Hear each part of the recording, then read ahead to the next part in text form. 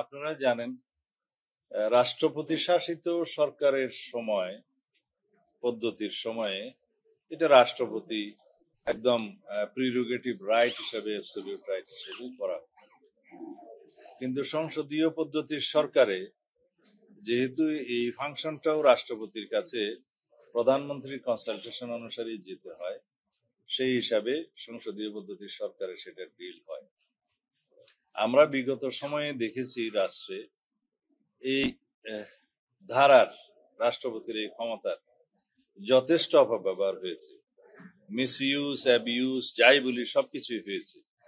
এবং যারা ফাঁসির দণ্ডপ্রাপ্ত আসামি বিভিন্ন হেনিয়াস ক্রাইম, তাদেরকেও অপর্যাপ্ত ক্ষমা প্রদর্শনের মাধ্যমে রাষ্ট্রে হত্যাযজ্ঞের একটা উৎসাহ দেয়া হয়েছে। এইটার কারণে সমাজে একটা আলোচনা এসছে রাষ্ট্রের মধ্যে এই ক্ষমতাটা প্রেসিডেন্টের হাতে এভাবে অবারিত থাকা উচিত কিনা।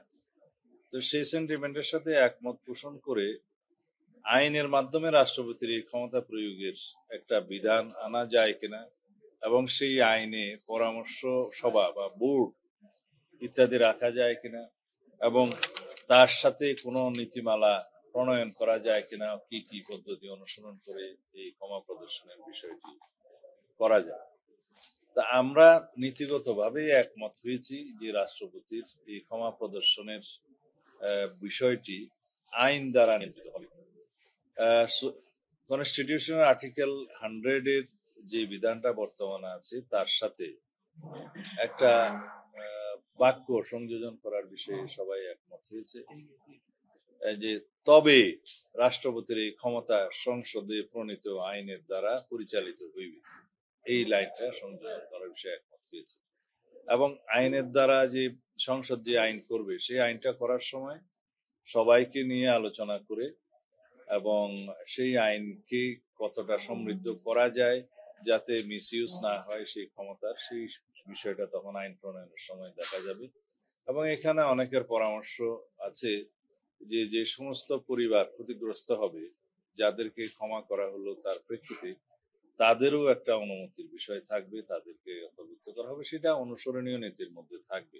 আরো অনেক বিষয় অনুসরণীয় নীতির মধ্যে থাকতে পারে এবং সেটা বোর্ডের মাধ্যমে পরিচালিত হয়ে শেষ পর্যন্ত যা কিছু সিদ্ধান্ত হবে তা আলটিমেটলি চূড়ান্ত সিদ্ধান্তের জন্য তো রাষ্ট্রপতির কাছেই যাবে। তো সেটাতে সবাই একমত হয়েছে, এটা একটা ভালো অগ্রগতি। এবং সেটা আমার পরামর্শ ছিল এই বিষয়ে যে আইনে এইভাবেই সংযোজিত করে এটা সংশোধন করা যায়, মানে পরিবর্তন এবং সংযোজন যেটাই বলে করা যায়, পরে সংসদে প্রণীত আইনের ক্ষেত্রে তখন বিস্তার আলোচনা করে একটা আইন করা হবে। তারপরের বিষয়টা হচ্ছে বিকেন্দ্রীকরণ হাইকোর্টের। আপনারা জানেন সংবিধানের 100 আর্টিকেল অনুসারে সময়ে সময় মানে সুপ্রিম কোর্টের পার্মানেন্ট আদালত যেটা সেটা রাজধানীতে অবস্থিত থাকিবে, এটা 100 অনুচ্ছেদের প্রথম লাইন। তারপরে বলা আছে যে হাইকোর্ট ডিভিশনের বেঞ্চ রাষ্ট্রপতির অনুমতি ক্রমে সময়ে সময়ে ঢাকার বাইরে স্থাপন করা যাইবে প্রয়োজনীয় সংখ্যায়।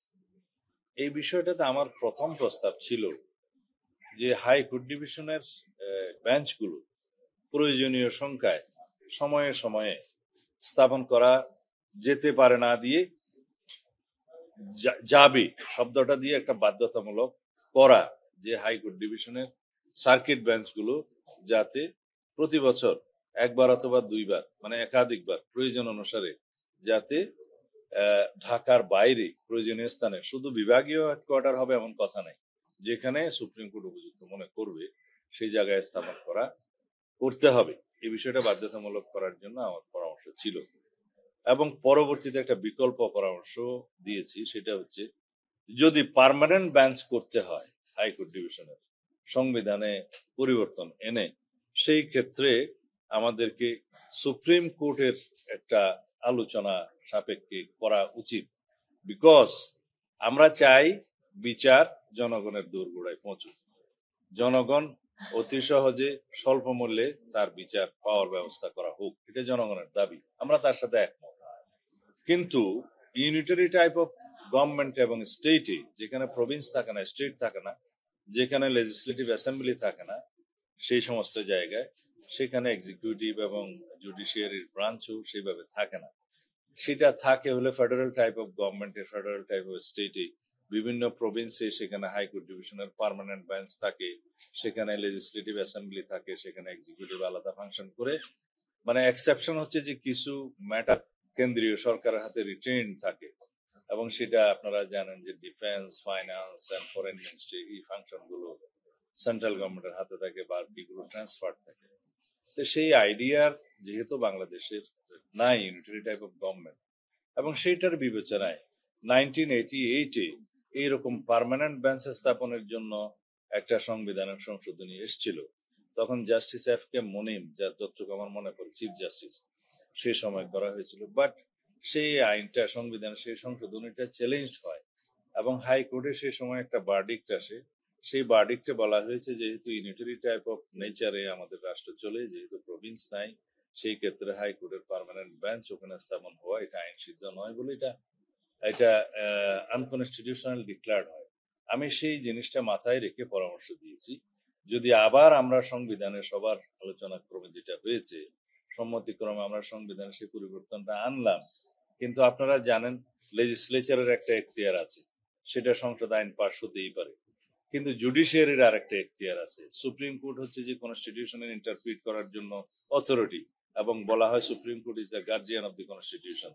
তখন সেখানে যখন কেউ রিড করবে যে এটা একবার চ্যালেঞ্জ হয়েছিল, এটা একটা প্রেসিডেন্ট আছে যে এরকম ভার্ডিক্ট এসছে, একই রকম যদি এই সিদ্ধান্তটা বা অ্যামেন্ডমেন্টটা পার্লামেন্টে হয়, তখন যদি সেই একই অনুবলে, সেই একই ভার্ডিক্ট অনুবলে যদি এটা আনকনস্টিটিউশনাল ডিক্লেয়ার্ড হয়, তাহলে জনগণের জন্য আমরা যেটা চাইলাম সেটা কিন্তু আর বাস্তবায়ন হবে না।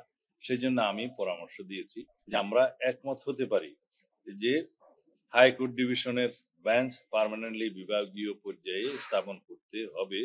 তবে আমি বলেছি এইখানে জুডিশিয়ারির অর্থাৎ সুপ্রিম কোর্টের অর্থাৎ চিফ জাস্টিসের সাথে আলোচনা ক্রমে কথাটা আপনারা রাখেন, এবং সেই আলোচনা করে সুপ্রিম কোর্টকে ইনভলভ করে, চিফ জাস্টিসকে ইনভলভ করে যদি আমরা এই অ্যামেন্ডমেন্টটা আনতে পারি, তাহলে সেটা জনগণের জন্য প্রকৃতপক্ষে একটা বিশাল কাজ হবে। তো এই ক্ষেত্রে সেই আলোচনার দায়িত্বটা উপকমিশনের এবং সরকারের। সে আলোচনা করে যদি সুপ্রিম কোর্টের সাথে নিয়ে আমরা এই অ্যামেন্ডমেন্টটা আনতে পারি, তবে সত্যি সত্যি আমাদের বিচার ব্যবস্থা জনগণ দুর্বল পৌঁছাতে পারে। এখানে অনেক কিছু ডিফিকাল্টিস আছে, এই জন্য যে একটা বেঞ্চ স্থাপন করা অনেক, এটা বিশাল ব্যাপার। প্রতি জায়গায় কয়টা বেঞ্চ স্থাপন করা যাবে সেটাও সুপ্রিম কোর্টের চিফ জাস্টিসের একটা অনুমোদনের ব্যাপার আছে, আলোচনার ব্যাপার আছে, সম্মতির ব্যাপার আছে। আর সেই ক্ষেত্রে আইনজীবীদের একটা ইনভলভমেন্ট থাকবে, তাদের সাথেও একটা আলোচনার বিষয় আছে। সেই জন্য আমি বলেছি যে বিচার বিভাগের সাথে, সুপ্রিম কোর্টের সাথে, চিফ জাস্টিসের সাথে আলোচনা ক্রম এইভাবেই যদি আমরা জাতীয় সনদ সৃষ্টি হয়, সেখানে আমরা সই করতে পারি। তো এটা মঙ্গলের জন্য, সবার জন্য, সুবিধার জন্য আমরা বলেছি। কারণ আমরা এমন কিছু এই সময়ে এসে সংবিধানে অ্যামেন্ডমেন্ট করতে পারবো না যে অ্যামেন্ডমেন্টটা পরে যে টিকবে না, সেটা আমাদের জন্য মঙ্গলজনক হবে না। আমরা এখন যে পর্যায়ে আছি ইতিহাসের, এখানে আমাদের দায় অনেক বেশি, জনগণের কাছে আমাদের দায় অনেক বেশি, রাষ্ট্রের কাছে আমাদের দায় অনেক বেশি। আমরা এখানে রাষ্ট্রের সিনিয়র সিটিজেন হিসেবে আমাদের যে মতামত, পরামর্শ, সেটা অবশ্যই দলীয় দৃষ্টিকোণ থেকে নয়, সেটা দেশের কল্যাণের জন্য, জনগণের কল্যাণের জন্য এবং সার্বিকভাবে রাষ্ট্রের কল্যাণের জন্য আমরা সেই মতামতগুলো দিচ্ছি। এখানে কোনোভাবেই রাজনৈতিক বিবেচনা নেই, থাকার কথাও না। তো এখানে আলোচনা শেষ হয়েছে, বাকি অন্যান্য বিষয়গুলো যেদিন আলোচনা হবে সেদিন কথা বলবো।